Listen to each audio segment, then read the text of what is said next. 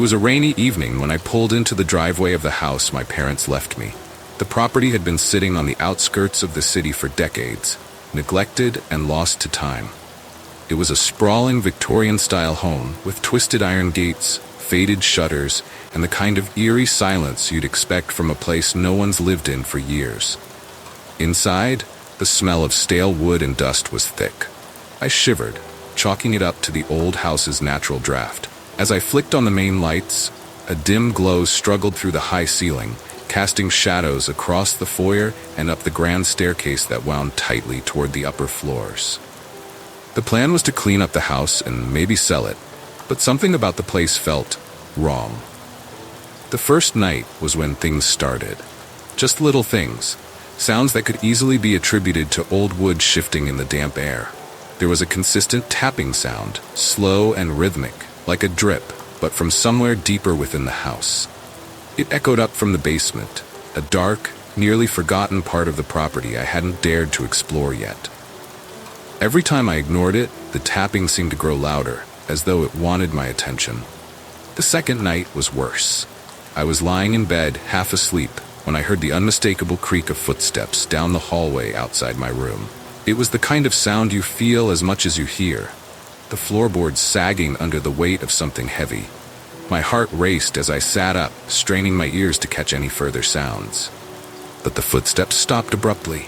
Silence. I wanted to believe it was just my nerves playing tricks on me, but when I swung my legs out of bed, I saw something in the reflection of my old, tarnished mirror.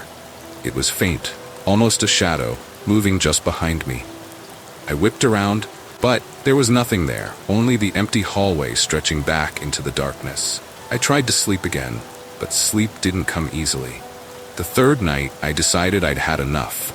I told myself I'd just take a quick look around, confirm that there was nothing to be afraid of. I started with the basement, where the tapping had continued intermittently, that nagging drip-like sound that had drilled into my mind. I flicked on my flashlight and opened the door, immediately hit by a waft of cold air. My flashlight beam barely penetrated the dense darkness as I descended each step, the tapping growing louder with each one. I reached the bottom and saw an old boiler in the corner, likely the source of the noise. Relieved, I turned to leave, until the light caught something else. On the far wall was a message, scratched roughly into the cement in shaky, jagged letters. "Help me." I froze, my breath turning shallow. The letters were raw and fresh, as if someone had clawed them into the wall with their bare hands. The flashlight flickered, and I took that as my cue to get out of there. Back upstairs, I tried to tell myself it was some sort of joke, or maybe just leftover markings from when my family first bought the place. But when I tried to sleep again, the house wouldn't let me. Just as I was drifting off, the lights in the hallway outside my room blinked on. Slowly, I crept to the door, peering out. The hallway light was flickering, and at the very end of it, near the top of the staircase, was a dark figure. It was hard to make out, just a shadow cast by the trembling light. My breath caught, and I froze, unwilling to believe what I was seeing. The figure just stood there, watching, unmoving. Then, in a sudden burst, all the lights went out.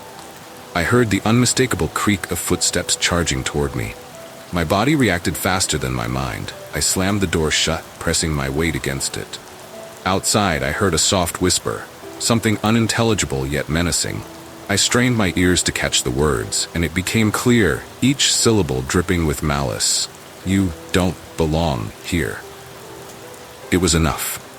The moment the sun rose, I packed a bag and left the house, calling a realtor the second I hit the city limits. I never went back. The house, with its dark secrets and shadows, was someone else's problem now. And maybe that's where it belonged, forgotten on the edge of the city. A place that knew too much, a place that didn't want to be disturbed. I don't know what I heard in that house or what I saw that night.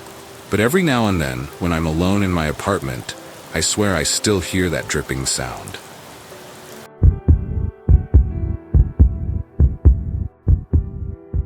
I recently moved to Seattle for a job, and the search for a place to live led me to a strangely alluring old Victorian home in Capitol Hill. It wasn't the kind of place I'd usually consider, tall, looming, with intricate wooden trim that seemed to have survived decades untouched. But it was affordable, and the landlord offered it to me at a deal almost too good to pass up. It's been vacant for a while, he admitted with a hint of reluctance, but it's sturdy. Lots of history. He wouldn't elaborate, though I had a nagging feeling there was a story he wasn't telling. Seattle's rain hammered against the windows as I signed the lease, adding an almost ominous seal to the decision. My first few nights there were strange, to say the least. The house was full of creaks and whispers typical of old places, or so I told myself. Sometimes I'd hear a soft scratching coming from the walls at night, but I brushed it off as old pipes or rats. But one night, I noticed something more disturbing. A faint smell, almost metallic, drifting through the living room. It was sharp, chilling, and lingered like something decaying. One evening, while I was unpacking boxes in the living room, I noticed a faint shadow in the hallway. A figure, long and still, barely visible out of the corner of my eye. My heart raced as I turned to face it directly, but by then it was gone. "It's just the shadows," I whispered to myself, though the unease was hard to shake. The next day, I decided to explore the house more thoroughly, hoping to rid myself of the unnerving feeling that lingered in the air. There was a basement that the landlord hadn't mentioned, hidden behind an old, almost rotting door near the back of the kitchen. Curious, I opened it and was greeted by a blast of cold, damp air. Flicking on the light, I stepped down, immediately regretting it. The concrete floor was cracked, with dark stains that spread like spider veins across the surface. The smell was worse here, metallic and sour, clinging to the air like a memory. I noticed a peculiar corner in the basement where the walls seemed different.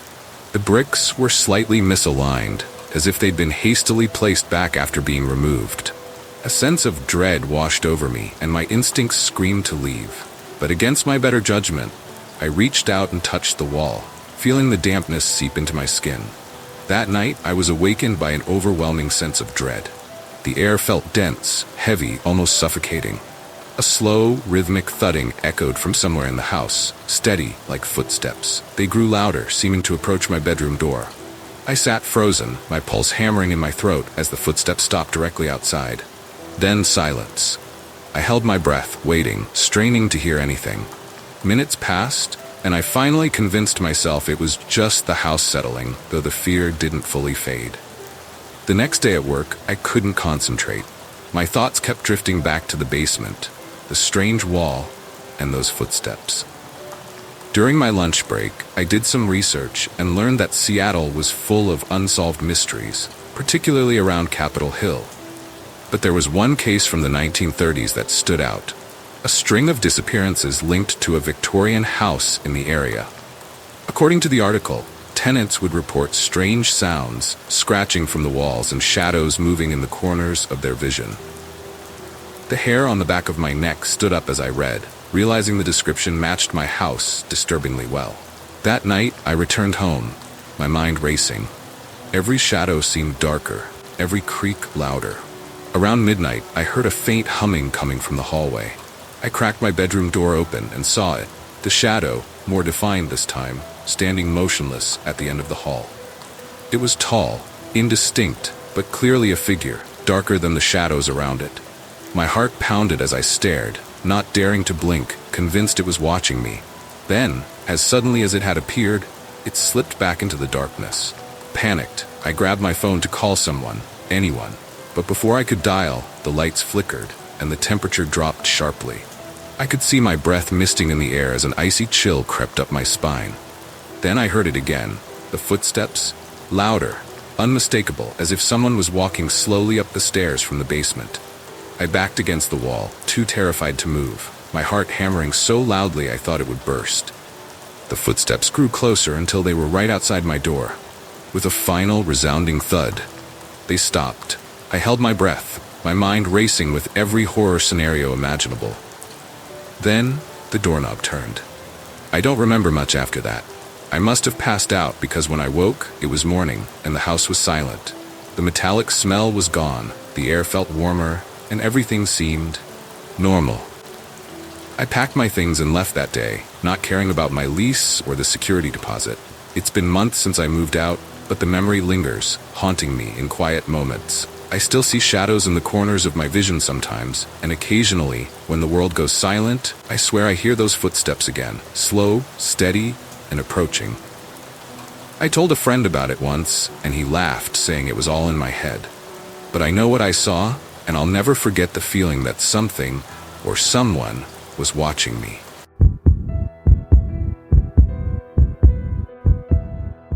Seattle has always been known for its strange weather, but one damp October night last year changed how I see this city forever. I was staying in a small rental house on Summit Avenue, a quiet street that slopes up into Seattle's older neighborhoods.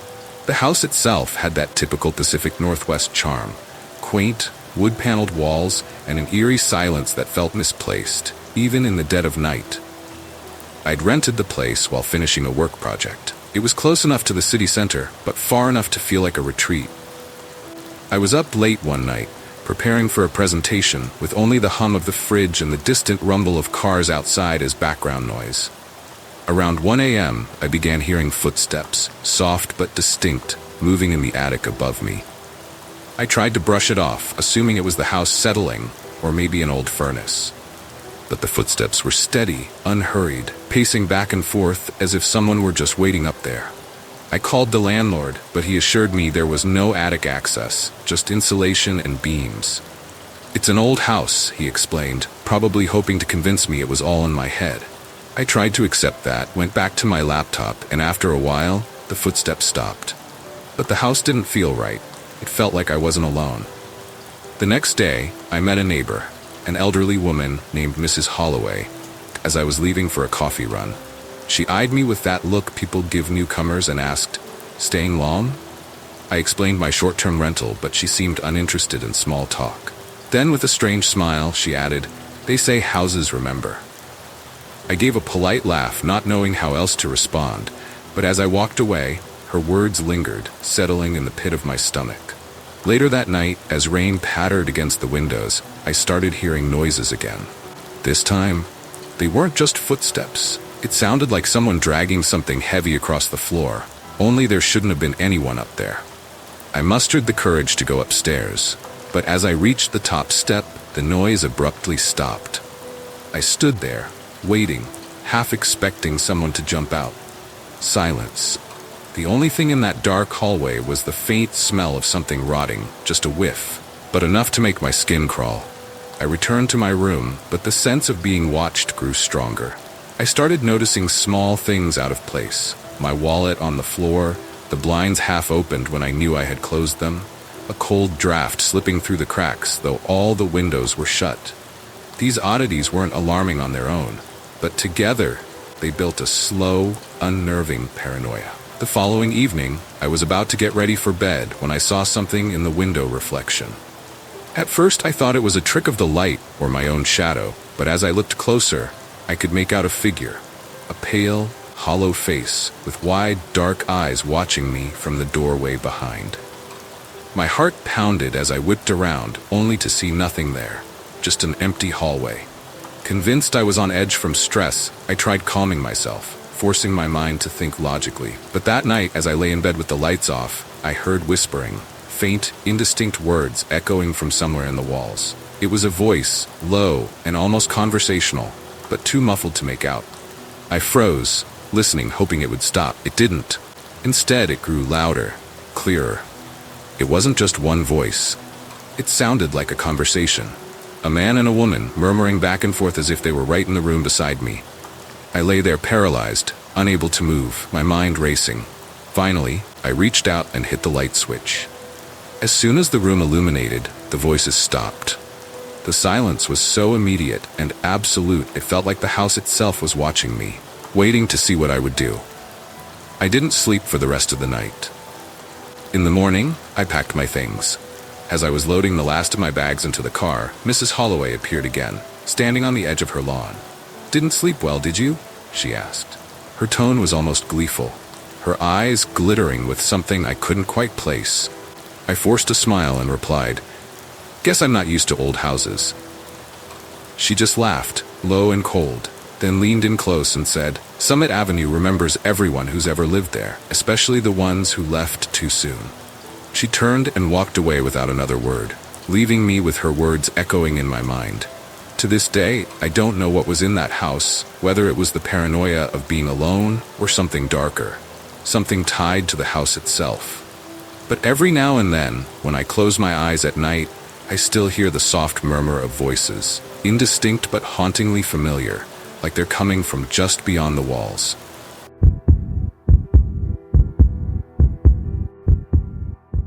I recently moved to Seattle for work, landing a job at a tech firm downtown. Rent isn't cheap here, so when I found a deal on an older apartment complex near Capitol Hill, I jumped on it. It was the last apartment in a long, dimly lit hallway on the top floor, a place that definitely hadn't been renovated in decades, with creaky wooden floors and old-fashioned wallpaper curling at the edges. But it was cheap and close to work, and I thought I could make it homey enough. The first night, I couldn't shake the feeling that something was off. It started subtly, a strange draft in the hall, flickering lights, and the faint smell of something like mildew mixed with something metallic. I brushed it off as quirks of the old building, but as the days passed, I noticed more. Late one evening, I heard footsteps in the hallway. They echoed slowly, each step distinct on the old wooden floor. They'd stop right outside my door, then start again, as if pacing. I peeked through the peephole a couple of times, expecting to see a neighbor maybe, but it was always empty. One night, I was watching TV in the living room when I caught movement in the corner of my eye. The old mirror on the wall, one I hadn't yet bothered to take down, showed what looked like a shadow slipping through the hallway behind me. I quickly turned, but the hall was empty, silent. I laughed it off, blaming it on the shadows of the city lights filtering in through the window. Still, I avoided looking directly into that mirror after dark. The following week, I was woken by a tapping sound, gentle at first, then louder, more insistent. It was coming from the wall directly behind my bed. I lay there, barely breathing, trying to rationalize it.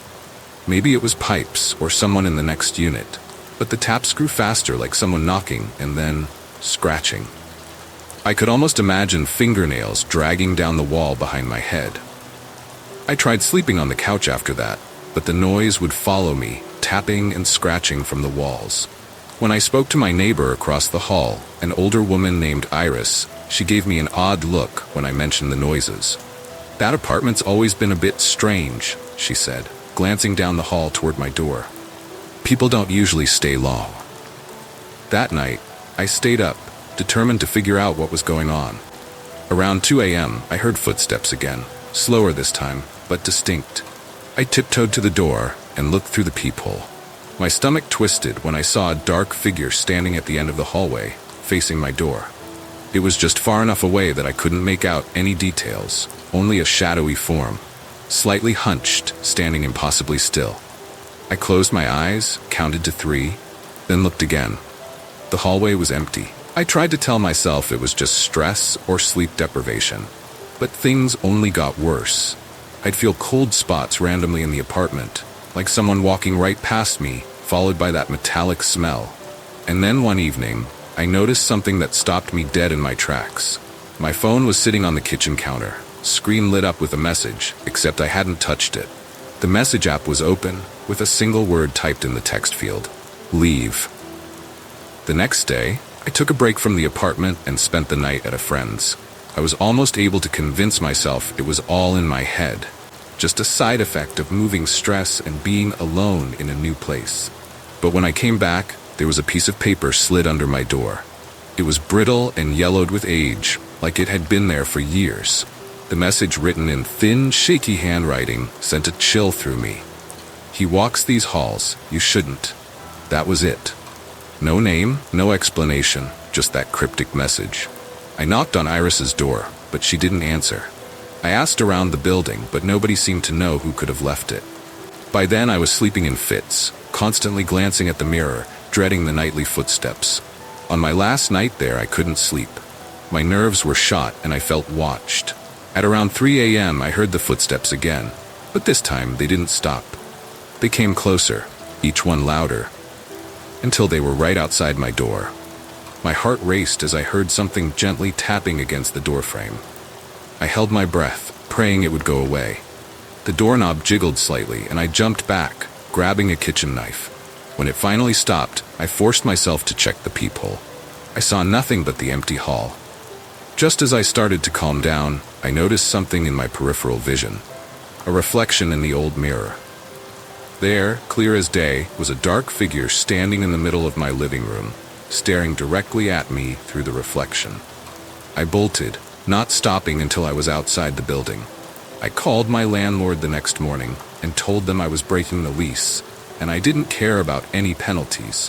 When I came back to pack my things a few days later, the hallway felt different. Quieter, heavier, as if it were holding its breath. I didn't look into the mirror again. I didn't even stay long enough to lock the door. I haven't been back since, and I don't intend to.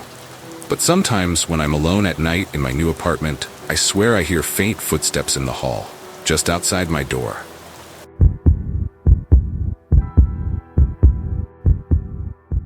Thanks for joining us in the shadows tonight.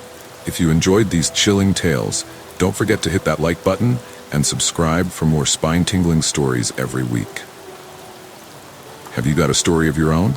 Share it in the comments below. We love hearing from you. And remember, the darkness holds many secrets. Are you brave enough to uncover them? Until next time, keep your lights on and your doors locked. Sweet nightmares.